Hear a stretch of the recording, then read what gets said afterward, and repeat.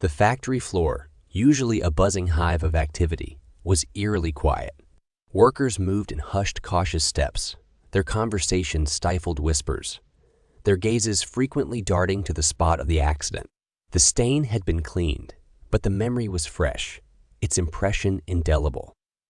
Felicia stood at the head of the long conference table, her posture rigid, face emotionless. Flanking the table were senior managers, engineers, and Roman, his face betraying a storm of emotions. "We cannot afford another accident," Felicia began, her voice cool and controlled. "The board is concerned about the damage to our reputation." "Reputation?" Roman laughed bitterly, leaning forward.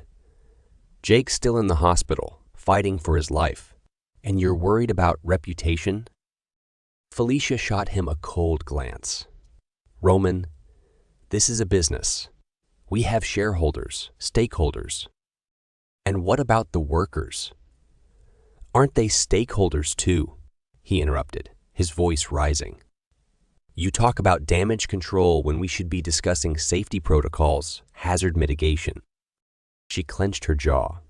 "I suggest you watch your tone." "The tone of truth," Roman shot back. "You've pushed these people to the brink, cutting costs on safety gear, forgoing equipment maintenance. You've created a time bomb, Felicia. Jake was just the first to suffer." "You're out of line, Roman," she snapped, her facade crumbling. He stood up, slamming his hands on the table. "This isn't about lines or boundaries.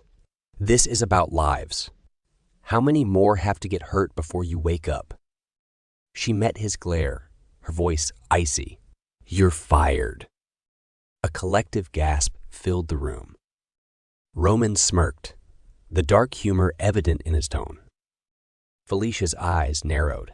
"You always were a liability, with your constant pushback and holier than thou attitude. Pack your things and leave."